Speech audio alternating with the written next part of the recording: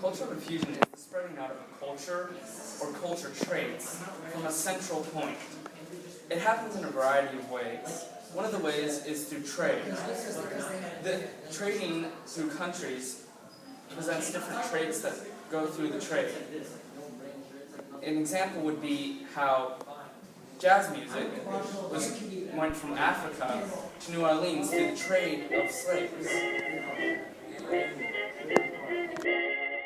When jazz started out, it wasn't actually called jazz. Until, say, 1917 or so, it was known only as New Orleans sound.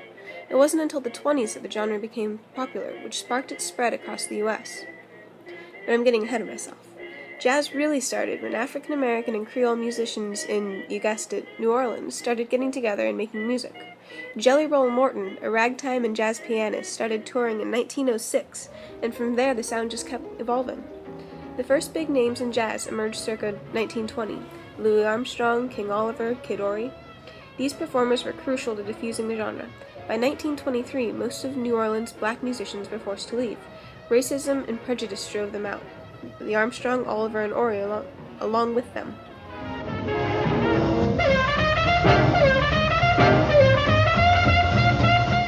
The first stop out of Louisiana was none other than Chicago, Illinois, where the long-distance effects of cultural diffusion really became apparent.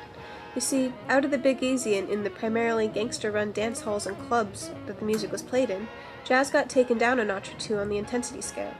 Since the audience they catered to was, more often than not, middle class and white, King Oliver and the others that had followed played a more polite version of what had been born just down the river.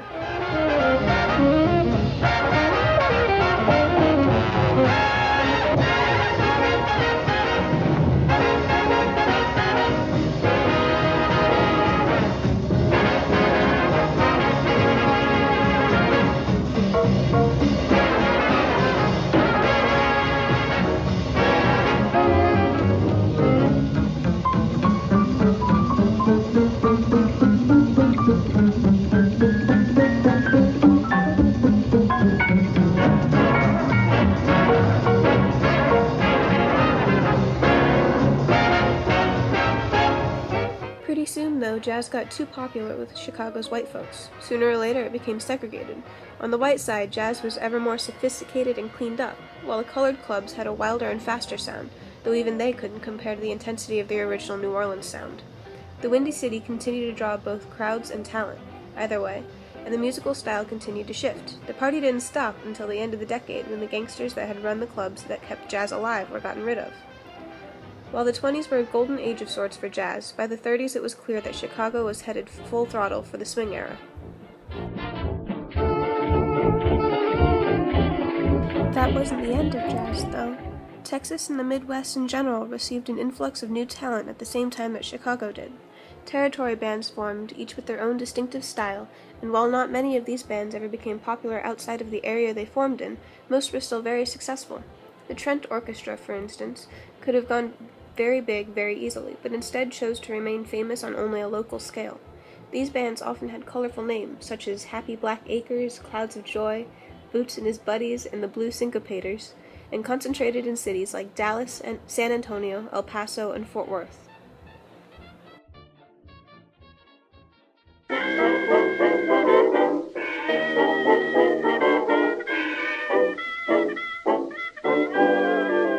Jazz developed right alongside Chicago, but with a sound all its own. Lingering ragtime from the early 1900s played a part in the development of the New York City signature polished yet popular style. People from every class enjoyed jazz, and the music became ever more accessible. Louis Armstrong began the genre of jazz improvisation here. Later, in the esteemed Aeolian Hall, George Gershwin performed the Rhapsody in Blue, the piece that made jazz into a respectable genre in the eyes of society. Some artists, such as Duke Ellington and Fletcher Henderson, became role models for these in Chicago.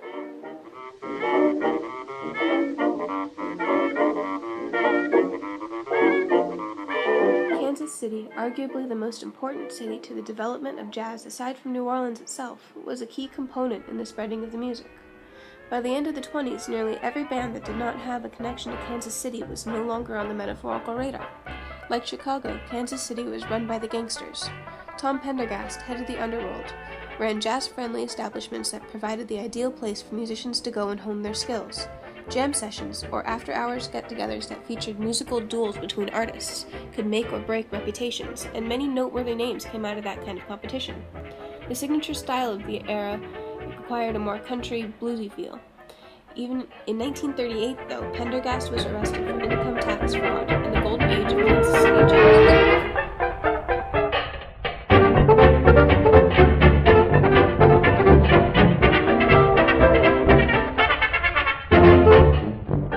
Around the same time that racism was driving Kid Ory, King Oliver, and Louis Armstrong out of New Orleans, that increase in prejudice was driving a wave of performers into Europe.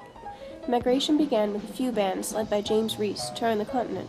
Not long after, several others settled down in England, where both Louis Armstrong and Sidney Bechet settled for a while, and Paris. Paris especially became a center of jazz. There was far less racism there than in the U.S., and the genre as a whole was regarded as fresh and unique. Concert cafes became a popular way to listen to the music. In an informal atmosphere, the audience would sit around a center stage where they would cheer for good bands and boo for bad ones. During these years, many came over with the intention of only staying for a tour and ended up staying. Bricktop, for example, visited in 1924 and opened her own club in 1926. Her club attracted popular regulars like Cole Porter, and since she hired musicians out of friendship, many names landed on the radar because of her. Before the club closed in 1936, under the threat of the Great Depression and World War II, people like Cab Calloway, Lionel Hampton, and Mabel Mercer, who debuted many of Cole Porter's songs, sang for her.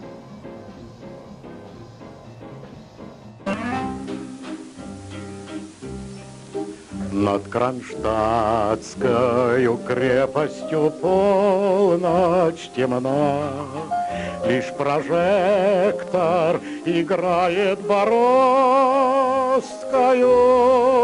к нам на берег крутой ледяная. During World War II, jazz was condemned by the Nazis. Discotheque, which describes the underground dance clubs that were created to listen to jazz records in secret, became very popular. American singers returned to the scene after the war, though, and New Orleans-style jazz became the trend. It was harder, though. Europe wasn't the paradise that it had been before. It was difficult for many artists to survive, but the style stuck around nonetheless. Вы ответьте мне, звезды, мерцая во мгле, вы скажите мне, ветры осенние, где служил тот моряк. Europe wasn't the end of it, though. During the Cold War of all times, and in, of all places, Soviet Russia, jazz gathered a small following. The sound was refreshing to the musically stagnated country, and with it came new artistic concepts for music, dance, and theater.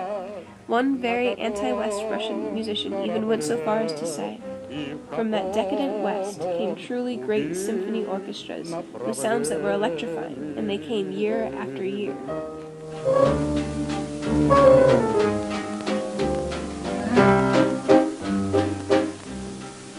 Только будет вздыхать неутешная мать и часами бродить предрассветными. After all is said and done, the fact remains that the initial outbreak of racism in New Orleans is what sparked jazz's widespread popularity. If those first few bands had never left, who knows what would have become of the music? It might have died out in Louisiana, or have been discovered by some talent scout from up north and made into a craze anyway. Beyond that, though, it is clear that it was jazz's unique and invigorating sound that kept it alive and allowed it to evolve as much as it did.